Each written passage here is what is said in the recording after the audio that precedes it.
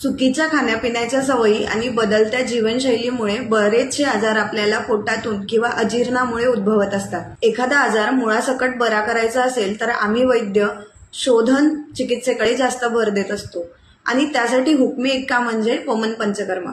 आजच्या व्हिडिओमध्ये आपण वमन पंचकर्माबद्दल माहिती घेऊया।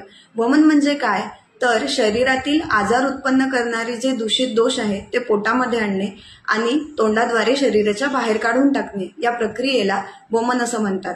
वमन करताना 3 मुख्य गोष्टी लक्षात घेतल्या पाहिजे। पहिली गोष्ट म्हणजे घृतपान किंवा स्नेहपान। तुमचे डॉक्टर तुम्हाला औषधीयुक्त तूप प्यायला देतील, ते डॉक्टरांनी सांगितल्याप्रमाणे योग्य पद्धतीने घेतल्या गेलं पाहिजे। दुसरी गोष्ट म्हणजे पूर्वकर्म, यामध्ये स्नेहन आणि स्वेदन या 2 गोष्टी येतात। स्नेहन स्वेदन योग्य पद्धतीनं केल्या गेलं तर शरीरात चिकटून बसलेले दोष पोटामध्ये आणण्यासाठी सोपे होतात। तिसरी आणि महत्वाची गोष्ट म्हणजे संसर्जनक्रम किंवा पथ्यपालन। संसर्जनक्रम जर योग्य पद्धतीनं पाळला गेला तर वमनाचे आश्चर्यकारक फायदे आपल्याला बघायला मिळतात।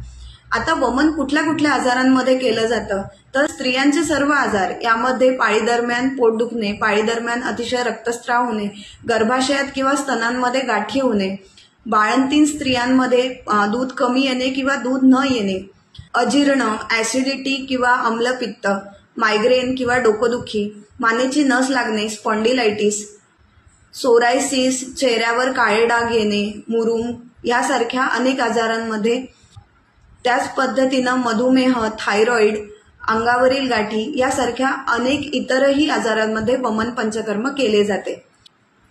वमनाबद्दल अधिक माहिती हवी असेल तर जवळच्या तज्ज्ञ आयुर्वेदिक डॉक्टरांशी संपर्क साधा।